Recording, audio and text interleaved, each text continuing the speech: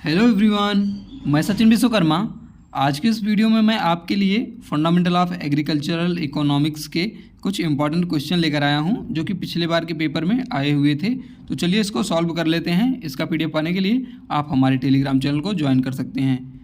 चलिए, सबसे पहला क्वेश्चन है इसमें कि साधन लागत पर शुद्ध राष्ट्रीय उत्पाद है। कह रहा है कि साधन लागत पर शुद्ध राष्ट्रीय उत्पाद है। ऑप्शन ए है बाजार कीमत पर शुद्ध राष्ट्रीय उत्पाद माइनस शुद्ध अप्रत्यक्ष कर। इसके बाद दूसरा है साधन लागत पर सकल राष्ट्रीय उत्पाद माइनस मूल्य ह्रास। अगला है लाभ प्लस लगान प्लस ब्याज प्लस मजदूरी प्लस विदेशों से प्राप्त शुद्ध आय। और ऑप्शन डी है उपयुक्त सभी। तो इसका जो राइट आंसर होगा वो हो जाएगा आपका ऑल ऑफ दीज, यानी जो इसमें ऑप्शन डी है वो करेक्ट हो जाएगा, क्योंकि साधन लागत पर शुद्ध राष्ट्रीय उत्पाद इन सभी पर होता है। अगला क्वेश्चन देखते हैं, निम्नलिखित में से कौन सा राष्ट्रीय आय भी कहा जाता है, यानी इसमें से कौन सा है जिसे राष्ट्रीय आय भी कहते हैं। पहला है बाजार कीमत पर सकल घरेलू उत्पाद, दूसरा है बाजार कीमत पर सकल राष्ट्रीय उत्पाद, तीसरा है बाजार कीमत पर शुद्ध राष्ट्रीय उत्पाद, और चौथा है साधन लागत पर शुद्ध राष्ट्रीय उत्पाद। तो इसका जो राइट आंसर होगा वो हो जाएगा आपका साधन लागत पर शुद्ध राष्ट्रीय उत्पाद। साधन लागत पर शुद्ध राष्ट्रीय उत्पाद जो होता है उसे राष्ट्रीय आय कहते हैं। अगला क्वेश्चन है, सूक्ष्म अर्थशास्त्र को इस रूप से भी जाना जाता है, यानी जो माइक्रो इकोनॉमिक्स है उसे और किस नाम से जाना जाता है या उसे और क्या कहा जाता है। ऑप्शन ए है मूल्य सिद्धांत, ऑप्शन बी है रोजगार सिद्धांत, ऑप्शन सी है आय सिद्धांत, और ऑप्शन डी है मांग सिद्धांत। तो इसका जो आंसर होगा वो हो जाएगा आपका मूल्य सिद्धांत। जो मूल्य सिद्धांत होता है, प्राइस थ्योरी होती है, इसे माइक्रो इकोनॉमिक्स भी कहा जाता है, सूक्ष्म अर्थशास्त्र भी कहा जाता है। इसमें जो आंसर लगे हुए हैं वो सही नहीं है, तो आप लोग जो है वीडियो से मिलान करके ही पढ़िएगा। अगला क्वेश्चन है कि प्रतिस्थापन वस्तुओं के संदर्भ में मांग की आड़ी लोच होती है। प्रतिस्थापन वस्तुओं के संदर्भ में मांग की आड़ी लोच होती है। ऑप्शन ए है धनात्मक, ऑप्शन बी है ऋणात्मक, ऑप्शन सी है शून्य, और ऑप्शन डी है उपयुक्त में से कोई नहीं। तो जो प्रतिस्थापन वस्तुएं होती हैं उनमें मांग की आड़ी लोच जो होती है वो आपकी होती है धनात्मक। अगला क्वेश्चन है गिफेन वस्तुएं हैं तो विलासितापूर्ण वस्तुएं, उत्कृष्ट वस्तुएं, घटिया वस्तुएं और उपयुक्त में से कोई नहीं। तो जो गिफेन वस्तुएं होती हैं वो आपकी घटिया वस्तुएं होती हैं, इन्फीरियर गुड्स होती हैं। अगला क्वेश्चन है असंबंधित वस्तुओं के संदर्भ में मांग की आड़ी लोच होती है। जो असंबंधित वस्तु होती है उसके संदर्भ में पूछ रहा है कि मांग की आड़ी लोच क्या होती है, धनात्मक होती है, ऋणात्मक होती है, शून्य होती है या उपयुक्त में से कोई नहीं। तो ये होती है ज़ीरो। जो असंबंधित वस्तुओं के मांग की आड़ी की लोच होती है वो होती है ज़ीरो, शून्य। अगला है हिग्स एलन का अनधिमान सिद्धांत आधारित है। हिग्स एलन का अनधिमान सिद्धांत आधारित है। ऑप्शन ए है कमज़ोर क्रम पर रखने पर, ऑप्शन बी है मजबूत क्रम में रखने पर, ऑप्शन सी है स्थिर क्रम में रखने पर, और ऑप्शन डी है उपयुक्त में से कोई नहीं। तो इसका जो करेक्ट आंसर होगा वो हो जाएगा ऑप्शन ए वीक ऑर्डनिंग, यानी जो कमज़ोर क्रम में रखने पर हिग्स एलन का सिद्धांत आधारित है। अगला क्वेश्चन है जब कीमत घटती है तो उपभोक्ता की वास्तविक आय में क्या होता है, वृद्धि होती है, कमी होती है, स्थिर रहती है या अनिश्चित रहती है। तो उपभोक्ता की आय में जो है वृद्धि होती है। जब कीमत घटती है तो उपभोक्ता की वास्तविक आय में वृद्धि हो जाती है, क्योंकि कीमत घटने पर जो है खर्च कम हो जाते हैं और आय में वृद्धि हो जाती है। अगला क्वेश्चन है विकास संबंधी परिभाषा दी गई। जो अर्थशास्त्र की विकास संबंधी परिभाषा दी थी किसने दी थी, अल्फ्रेड मार्शल ने, या एडम स्मिथ द्वारा, या पी.ए. सैमुअल्सन द्वारा, या जे.एम. कीन्स द्वारा। तो जो विकास संबंधी परिभाषा है ये दी थी पी.ए. सैमुअल्सन ने। ऑप्शन इसमें सी करेक्ट हो जाएगा। अगला क्वेश्चन है कि उपभोक्ता की बचत गणना की जाती है। उपभोक्ता की बचत गणना की जाती है। ऑप्शन ए है व्यय की गई कुल धनराशि माइनस प्राप्त कुल उपयोगिता, ऑप्शन बी है प्राप्त कुल उपयोगिता माइनस सीमांत उपयोगिता, और ऑप्शन सी है प्राप्त कुल उपयोगिता माइनस व्यय की गई कुल धनराशि, और ऑप्शन डी है उपयुक्त में से कोई नहीं। तो जो उपभोक्ता की बचत की गणना की जाती है वो की जाती है आपकी प्राप्त कुल उपयोगिता, ऑप्शन सी जो है ये करेक्ट होगा, प्राप्त कुल उपयोगिता माइनस व्यय की गई कुल धनराशि। अगला क्वेश्चन देखते हैं।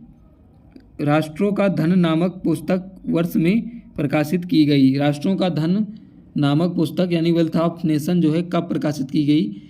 1776 में, 1780 में, 1905 में और 1912 में। तो ये जो वेल्थ ऑफ नेशंस है ये पुस्तक प्रकाशित की गई थी 1776 में, और इसे किसने लिखा था? तो आपके इकोनॉमिक्स के जनक एडम स्मिथ ने लिखा था। अगला क्वेश्चन है, माइक्रो इकोनॉमिक्स एवं माइक्रो इकोनॉमिक्स शब्दों का प्रतिपादन किया था, किसने किया था? जेएम कीन्स, रैगनर नर्से और रैगनर फ्रिस और अल्फ्रेड मार्शल। तो जो माइक्रो इकोनॉमिक्स और मैक्रो इकोनॉमिक्स है ये किया था रैगनर फ्रिस द्वारा। जो रैगनर फ्रिस हैं इन्होंने किया था माइक्रो और माइक्रो इकोनॉमिक्स शब्द दिया था। अगला क्वेश्चन है, यदि वस्तु की कीमत में 10% परिवर्तन होने पर वस्तु की मांग में 5% परिवर्तन होता है तो मांग की लोच है। ऑप्शन ए है 1, ऑप्शन बी है 0.5, ऑप्शन सी है 2 और ऑप्शन डी है 0.1। क्वेश्चन ध्यान से पढ़िए। कह रहा है यदि वस्तु की कीमत में 10% परिवर्तन होने पर वस्तु की मांग में 5% परिवर्तन होता है तो मांग की लोच होगी। तो इसमें मांग की लोच हो जाएगी आपकी 2, ऑप्शन सी इसमें करेक्ट हो जाएगा, क्योंकि यहाँ पर आपको प्रतिशत में परिवर्तन बटे मतलब कीमत में परिवर्तन डेल्टा क्यू अपान डेल्टा पी, वस्तु की मांग में परिवर्तन। तो वस्तु की मांग जो होती है वो होती है आपकी डिमांड। तो 10 है, अगर 10% परिवर्तन होता है और इसमें 5% परिवर्तन होता है वस्तु की मांग में और कीमत में 10%, तो 10/5 बराबर 2 आ जाएगा। तो इसमें जो आंसर होगा वो हो जाएगा 2। अगला क्वेश्चन है, जनसंख्या का सिद्धांत दिया गया एडम स्मिथ द्वारा, मार्शल द्वारा, माथल्स द्वारा और उपयुक्त में से कोई नहीं। तो जो जनसंख्या का सिद्धांत दिया गया वो दिया गया माथल्स के द्वारा, ऑप्शन सी इसमें करेक्ट होगा। अगला क्वेश्चन है, लाभ किसके लिए पुरस्कार माना जाता है? यानी समाज सेवा के लिए, जोखिम वहन करने के लिए, अधिकतम लाभ प्राप्त करने के लिए और उपयुक्त में से कोई नहीं। तो लाभ जो है वो रिस्क लेने के लिए, जोखिम वहन करने के लिए पुरस्कार माना जाता है। अगला क्वेश्चन है कि राष्ट्रीय जनसंख्या नीति कब प्रभाव में आई? 1947, 52, 1992 और 2000। तो राष्ट्रीय जनसंख्या नीति जो है ये 2000 में प्रभाव में आई थी, ऑप्शन डी इसमें करेक्ट होगा। अगला क्वेश्चन है, निम्नलिखित में से कौन वास्तविक मजदूरी को प्रभावित करता है? काम की प्रकृति, खुशी, काम की संतुष्टि, उपयुक्त में से कोई नहीं। तो मजदूरी को जो प्रभावित करता है वो है आपका काम की प्रकृति, नेचर ऑफ जॉब।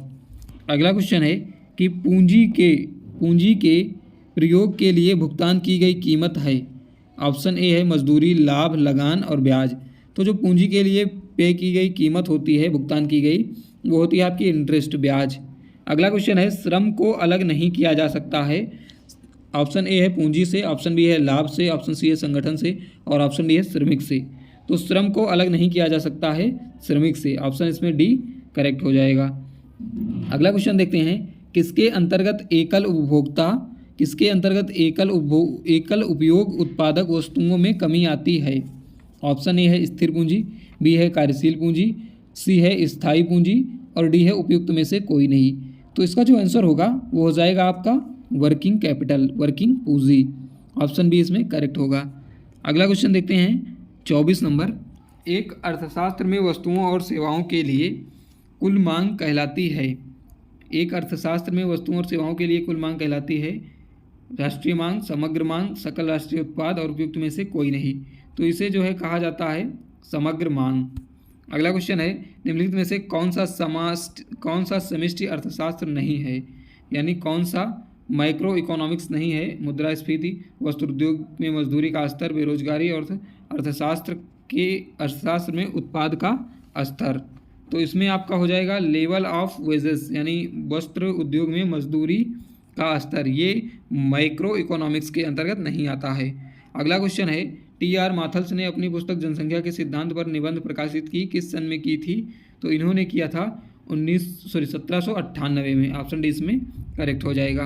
अगला क्वेश्चन है, प्रति 1000 व्यक्ति पर जीवित जन्म की संख्या प्रतिवर्ष मानी जाती है, जन्म दर, मृत्यु दर, वृद्धि दर और उपयुक्त में से कोई नहीं। तो इसे जन्म दर कहा जाता है, बर्थ रेट माना जाता है। अगला क्वेश्चन है, मुद्रास्फीति का कारण है। ऑप्शन ए है मुद्रा की पूर्ति में वृद्धि, उत्पादन में कमी। ऑप्शन ए और बी दोनों, उपयुक्त में से कोई नहीं। तो ये दोनों हो जाएगा, उपयुक्त ए और बी दोनों हो जाएगा, क्योंकि मुद्रास्फीति का कारण जो कॉज है इन्फ्लेशन का वो दोनों होता है। अगला क्वेश्चन है निम्नलिखित में से किसे मुद्रास्फीति से सबसे अधिक लाभ मिलता है? सरकारी कर्मचारी, ऋण देने वाला, ऋण लेने वाला, उपयुक्त में से कोई नहीं। तो इसमें जो डेबिटर्स होता है, जिसे जो लेता है उससे ज़्यादा फायदा होता है। ऑप्शन सी इसमें करेक्ट हो जाएगा। अगला क्वेश्चन है मुद्रास्फीति वह स्थिति है जिसमें क्या होता है? मुद्रा का मूल्य घटता है, मूल्य बढ़ता है, मुद्रा का मूल्य पहले बढ़ता है फिर घटता है, उपयुक्त में से कोई नहीं। तो इसमें जो है जो मुद्रा का मूल्य है वो घट जाता है इन्फ्लेशन में।